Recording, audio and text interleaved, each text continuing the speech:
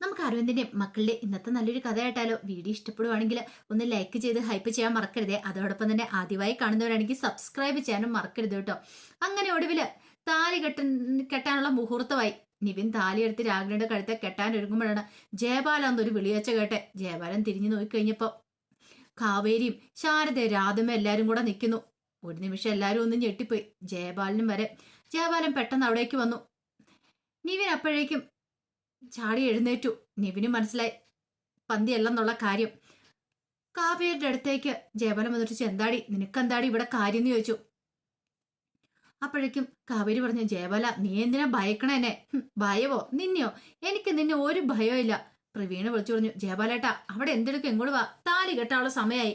എന്നിട്ട് നിവിനോട് പറഞ്ഞു, എടാ മോനെ നീ താലി കെട്ടാനായിട്ട് പറയണം.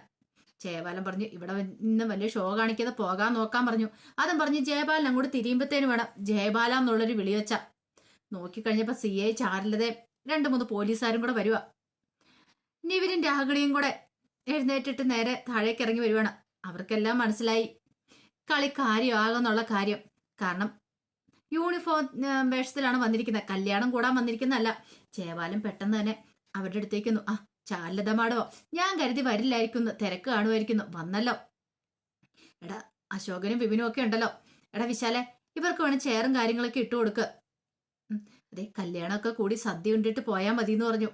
അത് കേട്ടെന്ന് ചാരുലത പറഞ്ഞു, സദ്യ ഉണ്ണാനല്ല, അല്ല നിന്നെ സദ്യ ഊട്ടാനാ ഞാൻ ഇങ്ങോട്ടേക്ക് വന്നേന്ന് പറഞ്ഞു. ഒരു നിമിഷം ജയപാലൻ അന്തം വിട്ടുപോയി. എന്തൊക്കെയാ മാടായി പറയണേ? അതെ ഒരു പരാതി കിട്ടിയിട്ടുണ്ട്, അതുകൊണ്ട് അയാളെ ഒന്ന് അറസ്റ്റ് ചെയ്യാൻ വേണ്ടി വന്നാന്ന് പറഞ്ഞു. അത് കേട്ടപ്പോ ജയപാലൻ പറഞ്ഞു, അറസ്റ്റ് ചെയ്യാനോ? അതെ. അല്ല കല്യാണം കാര്യങ്ങളൊക്കെ അവിടെ നടന്നോട്ടെ. ഇതേ കല്യാണമൊക്കെ അതിഗംഭീരമായിട്ട് നടക്കട്ടെ, അതൊന്നും പ്രശ്നമുള്ള കാര്യമല്ല. ജയപാലൻ പെട്ടെന്ന് പറഞ്ഞു, മാഡ ഒരു തമാശ പറയുന്നല്ലേ. ഇതേ എടാ വിശാലെ നീ കാര്യങ്ങളൊക്കെ പെട്ടെന്ന് നോക്കാൻ പറഞ്ഞു. അപ്പോഴേക്കും രാഗിണിയോടായിട്ട് പ്രവീൺ പറഞ്ഞു, മോൾ ഇവിടെ വന്നിരിക്കുക എന്ന് പറഞ്ഞു. നിവിനും ഇങ്ങനെ നിൽക്കുവാണ്. നിവിന്റെ മുഖത്തൊരു ചിരിയൊക്കെ ഉണ്ടായി. ചാരുലത വന്നു കഴിഞ്ഞപ്പോ നിവിനും ഒരു സന്തോഷമായിട്ടുണ്ടായിരുന്നു. അപ്പോഴേക്കും ജയപാലനോട് ചാരുലത പറഞ്ഞു, ജയപാല എങ്കിൽ നമുക്ക് അങ്ങോട്ട് പോയാലെന്ന് ചോദിച്ചു. എങ്ങോട്ട്? എടോ തന്നെ കൂട്ടിക്കൊണ്ടു പോകാനാ ഞാൻ വന്നേ. കൂട്ടിക്കൊണ്ടു പോകാനോ? എന്തൊക്കെയാ അവിടെ പറയണേന്ന് ചോദിച്ചു. എടോ തന്നെ അറസ്റ്റ് ചെയ്തുകൊണ്ട് പോകാൻ വന്നാന്ന്. അറസ്റ്റ് ചെയ്യാനോ? ഒരു നിമിഷം അവിടെ കൂടി ഇരുന്നവരൊക്കെ ഞെട്ടുവാണ്. പിന്നെ താൻ എന്താ കരുതിയത്? അതെ മാഡത്തിന് എന്നെ കൊണ്ടുപോകാൻ പറ്റുമോ? അതിനുള്ള JCB ആയിട്ടാ ഞാൻ വന്നിരിക്കുന്നത്. ഇങ്ങ് നോക്ക്, ഇതാ അറസ്റ്റ് വാറണ്ടാന്ന് പറഞ്ഞു. ഓ അപ്പൊ അങ്ങനെയല്ലേ? അല്ല എന്തിന്റെ പേരിലായിരിക്കും? അത് അരവിന്ദന്റെ പണം നിങ്ങൾ കൈക്കലാക്കി, അയാൾക്ക് തോട്ടം വാങ്ങിച്ചു കൊടുക്കാന്ന് പറഞ്ഞിട്ട് ആ പണം കൈക്കലാക്കി എന്ന് പറഞ്ഞ അയാളുടെ മക്കള് പരാതി വന്നിട്ടുണ്ട്. ആ പരാതിയുടെ അടിസ്ഥാനത്തിലോ? ഓ ഇതിനു മുമ്പ് ഇതുപോലൊരു പരാതി കിട്ടിയിട്ടുണ്ടായിരുന്നല്ലോ. അന്ന് തെളിവുകളൊന്നും ഇല്ലാതെ മാണം തന്നെ നാണം കെട്ട് പോയതല്ലേ? വീണ്ടും ആ പരാതി തന്നെയാണോ? ജയപാല പറയുന്ന അനുസരിക്കുകയാണ് നിൽക്കുള്ള, പിടിച്ചോണ്ട് പോടോ ഇയാളെന്ന് പറഞ്ഞു. അപ്പോഴേക്കും ബാക്കി പോലീസുകാര് ജയപാലന്റെ കയ്യെ വന്ന് പിടിക്കുകയാണ്. അപ്പോഴേക്കും ജയപാലൻ കയ്യെ കുതിരിച്ചു. അതെ വീട് സാറന്മാരെ ഞാനൊന്ന് ചോദിക്കട്ടെ നിങ്ങളുടെ മാടത്തിനോട്, അല്ല എന്നെ പിടിച്ചോണ്ട് പോകുന്നുണ്ടോ? അതിനൊക്കെ എന്ത് തെളിവുണ്ടായിട്ടാ എന്നെ കൊണ്ടുപോകുന്നേ? തെളിവ് താ മാടെന്ന് പറഞ്ഞു. തെളിവോ? ജയപാലൻ ഒന്ന് പുറകോട്ട് തിരിഞ്ഞു നോക്കാൻ പറഞ്ഞു. തിരിഞ്ഞ് നോക്കി കഴിഞ്ഞപ്പോഴത്തേനും ജേക്കബ് ശിവരാമനും കൂടെ അങ്ങോട്ട് വരുവാണ്. അവരെ കണ്ടു കഴിഞ്ഞപ്പോഴത്തേനും ജയപാലൻ ഒരു നിമിഷം ഞെട്ടിപ്പോയി. ഒട്ടും പ്രതീക്ഷിച്ചില്ല അവരാ സമയത്ത് അവിടേക്ക് വരുമെന്ന്. അവരെ കണ്ടതും ജയപാലൻ ഒരു നിമിഷം ഒന്നും ഞെട്ടി. പെട്ടെന്ന് അവരങ്ങോട്ടേക്ക് വന്നു. അവരെ ഇങ്ങനെ ജയപാലൻ നോക്കുക. ഇവരോ? ഇയാള് എന്റെ തോട്ടത്തിലെ ജോലിക്കാരനാ ശിവരാമൻ എന്ന് പറഞ്ഞു. പിന്നെ മറ്റേയാള് കല്യാണത്തിന് എത്രയോ പേര് ഇവിടേക്ക് വരുന്നു, അതിലാരെങ്കിലും ആയിരിക്കും വിളിച്ചും വിളിക്കാതെയൊക്കെ വന്ന് സദ്യ ഉണ്ടിട്ട് പോകുന്ന എത്രയോ പേരുണ്ട്. അപ്പോഴേക്കും ജേക്കബ് സാർ പറഞ്ഞു, അപ്പൊ തനിക്കെന്നെ അറിയില്ല ജയപാല, എന്റെ മുമ്പില് എത്രയോ തവണ താൻ വന്നിരുന്നിട്ടുണ്ട് അരവിന്ദന്റെ അക്കൗണ്ടിലെ പണം പിൻവലിക്കാനായിട്ട്. എന്നിട്ട് തനിക്ക് എന്നെ മനസ്സിലായില്ലേ? ഓ അയ്യോ ജേക്കബ് സാറ് ഞാൻ അങ്ങോട്ട് മറന്നുപോയെന്ന് പറഞ്ഞു. താൻ മറക്കുമെന്ന് പറഞ്ഞു. അത് കേട്ടത് കാവേരി വന്നിട്ട് പറഞ്ഞു, തനിക്ക് ഇവരെ കണ്ടിട്ടൊന്നും മനസ്സിലായതുമില്ല. അല്ല ജേക്കബ് സാറിന് ദേഹത്തൊക്കെ പരിക്കുകളൊക്കെ ഉണ്ടല്ലോ, അത് കണ്ടിട്ട് ജയപാല നീ എന്താ ഒന്നും ചോദിക്കാത്തെ? ജേക്കബ് സാറിന് എന്താ പറ്റിയെന്ന്. അത് കേട്ടത് ജയപാലൻ കാവേരി എന്ന് നോക്കി. പിന്നീട് പെട്ടെന്ന് തന്നെ ജേക്കബ് സാറിനോട് അയ്യോ സാറേ ഇത് എന്ത് പറ്റിയതായിരുന്നു ചോദിച്ചു. കാവേരി പറഞ്ഞു, അതെ ജേക്കബ് സാറ് പറയണ്ട, ഞാൻ തന്നെ പറഞ്ഞുതരാം എന്ത് പറ്റിയതാന്ന്. ജയപാലിനെതിരെ മൊഴി കൊടുക്കാനായിട്ട് വീട്ടിൽ നിന്ന് ഇറങ്ങുന്ന സമയത്ത് ശിവരാമൻ ചേട്ടന്റെ ഭാര്യ മുറിക്കകത്ത് പൂട്ടിയിട്ടു. അത് മാത്രമല്ല ജേക്കബ് സാറിനെ വണ്ടി ഇടിച്ച് കൊലപ്പെടുത്താനും ശ്രമിച്ചു. വണ്ടി ഇടിച്ചെന്നോ? റോഡാകുമ്പോ അങ്ങനെ സ്വാഭാവികമല്ലേ അതൊക്കെ. ഉം. അത് കേട്ടതും കാവേരി പറഞ്ഞു, അതെ അതെ സ്വാഭാവികമാണ്, ഏതോ ഒരു നായയാണ് വണ്ടി ഇടിപ്പിച്ച് കൊല്ലാണ്ട് ശ്രമിച്ചേ. അത് കേട്ടപ്പോ അയാളുടെ മുഖം ഒന്ന് മാറി. ജയബാലനിട്ടുള്ള പണിയാന്നുള്ള കാര്യം ജയബാലന് മനസ്സിലായി. അപ്പോഴേക്കും ജേക്ക് സാർ വന്നിട്ട് പറഞ്ഞു, നിനക്കൊന്നും അറിയത്തില്ലല്ലേ ജയബാലാന്ന് ചോദിച്ചു. ജയബാലൊന്നും മിണ്ടാ നിൽക്കുമ്പോഴത്തേനും ശിവരാം വന്നിട്ട് പറഞ്ഞു, ഇനിയൊന്നും ഞാൻ മറച്ചു വെക്കുന്നില്ല, എല്ലാം എനിക്ക് തുറന്നു പറയണമെന്ന് പറഞ്ഞു. ചാരില്ലത് പറഞ്ഞു, ശിവരാമ കാര്യങ്ങളൊക്കെ അങ്ങ് തുറന്നു പറയാൻ പറഞ്ഞു. എനിക്കിനിയും പറയണം, പറയാതിരുന്നിട്ടുണ്ടെങ്കിൽ എൻ്റെ മനസാക്ഷിയോട് ചെയ്യുന്ന ഏറ്റവും വലിയ തെറ്റായിരിക്കും ഞാൻ ചെയ്യുന്നേ. ഈ നിൽക്കുന്ന ജയപാലനുണ്ടല്ലോ, ശരിക്കും പറഞ്ഞിട്ടുണ്ടെങ്കിൽ അരവിന്ദൻ സാറിന്റെ തോട്ടം തട്ടിയെടുക്കുക ചെയ്തേ. ആ തോട്ടം അരവിന്ദൻ സാറിന്റെ ആയിരുന്നു. അത് കേട്ടപ്പോ ജയപാലൻ പറഞ്ഞു, ഇതാ അനാവശ്യം പറയുന്നോ? എടാ എന്റെ കൂലി വാങ്ങിയിട്ട് എന്നെ ഒറ്റ കൊടുക്കുന്ന നായൻ. കൂടുതലൊന്നും പറയണ്ട ജയപാല, നീയല്ല എനിക്ക് ശമ്പളം തന്നോണ്ടിരുന്നേ, അരവിന്ദ സാറായിരുന്നു. അതും പിന്നീടാ ഞാൻ ആ കാര്യങ്ങളൊക്കെ അറിഞ്ഞ്. എന്നിട്ട് നാണമില്ലാത്ത നിന്നെ പോലെ ഒരുത്തനെ ഇത്രയും കാലം ഞാൻ അവിടെ ജോലി ചെയ്തല്ലോ എന്നായിപ്പോയി. ശരിക്കും പറഞ്ഞാൽ സംഭവിച്ചെന്താന്ന് ഞാൻ പറയാം എല്ലാരോടും. തോട്ടത്തിനായിട്ട് അഡ്വാൻസ് കൊടുത്ത അരവിന്ദ സാറാ. പിന്നീട് എല്ലാ മാസം കൃത്യമായിട്ടൊരു എമൗണ്ട് വരുന്നുണ്ടായിരുന്നു. അത് ഞാനും ഈ നിൽക്കുന്ന ജയപാലനും കൂടെ പോയാ ബാങ്കിൽ പോയി എടുത്തോണ്ടിരുന്നേ. ചില ദിവസങ്ങളിൽ ചെക്ക് ബുക്ക് തരും, അത് സൈൻ ചെയ്ത് തന്നു കഴിയുമ്പോൾ ഞാനാണ് പോയി പൈസ എടുത്തുകൊണ്ട് പോയി ആ തോട്ടത്തിന്റെ ഓണർക്ക് കൊണ്ട് കൊടുത്തോണ്ടിരുന്നത്. അങ്ങനെ പണം മുഴുവനും അടച്ചതിന് ശേഷമാണ് അരവിന്ദ് സാർ ഇവിടേക്ക് നാട്ടിലേക്ക് വന്നത്. പിന്നീട് ഭാര്യയും മക്കളെയും കൊണ്ട് തോട്ടമൊക്കെ കാണിക്കുകയും ചെയ്തു.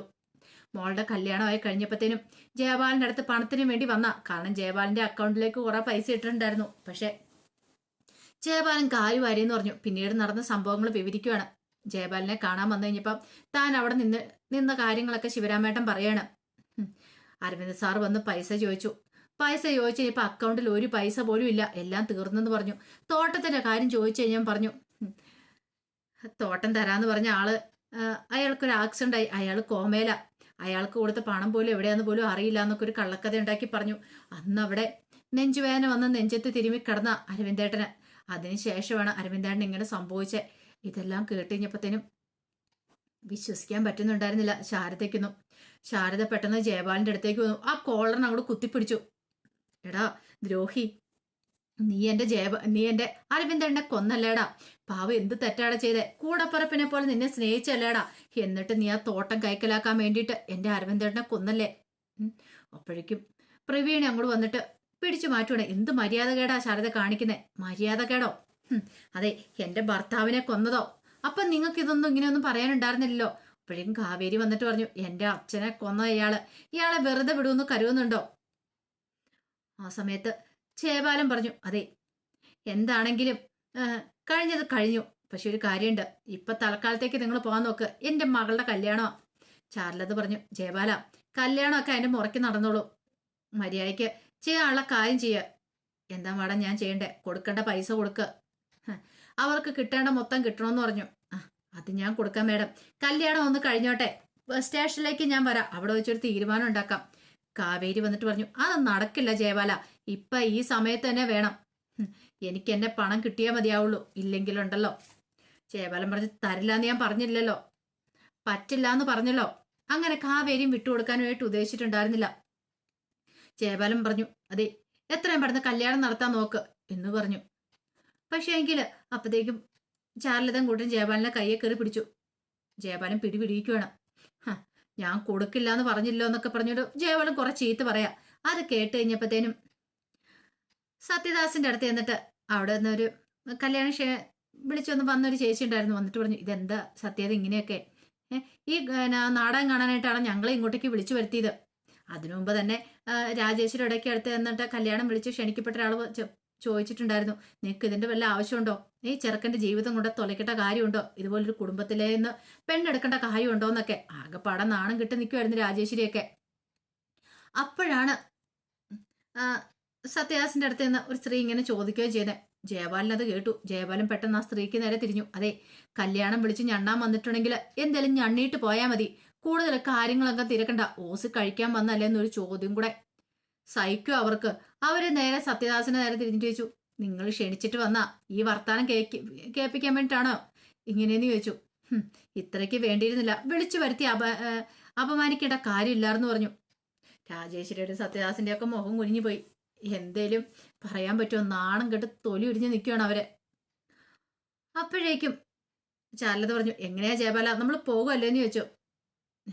അത് കേട്ടുകഴിഞ്ഞപ്പം രാഗിണി വന്നിട്ട് ജയപാലിന്റെ കയ്യിലേക്ക് പിടിച്ചിട്ട് പറഞ്ഞു, അച്ഛാ എന്താന്ന് വെച്ചാൽ ഇവർക്ക് കൊടുത്ത് ഒഴിവാക്കി വിടാൻ നോക്ക്. അപ്പോഴേക്കും ജയപാലൻ പറഞ്ഞു, ഞാൻ കൊടുക്കാം, പക്ഷെ അങ്ങനെ വിട്ടുകൊടുക്കാനായിട്ട് ഉദ്ദേശിച്ചിട്ടുണ്ടായിരുന്നില്ല കാവേരി. കൊടുക്കാന്ന് പറയുന്നല്ലാതെ ജയപാലൻ കൊടുക്കുന്നില്ലല്ലോ. ഒടുവില് കാവേരി പറഞ്ഞു, അങ്ങനെ ഞങ്ങൾ പോകുമെന്ന് വിചാരിക്കേണ്ട ജയപാല, ഞങ്ങൾ ഇവിടുന്ന് പോകുന്നതിന് മുമ്പ് ഞങ്ങൾക്ക് ഞങ്ങളുടെ പൈസ കിട്ടണം. ഇന്ന് ഞങ്ങൾ ഇവിടുന്ന് പോകുക, അതിനു മുമ്പ് പൈസ കിട്ടണം. ഇനി ഞങ്ങൾക്ക് പോലീസ് സ്റ്റേഷനിലൊന്നും വരാൻ പറ്റില്ല എന്ന് പറഞ്ഞു.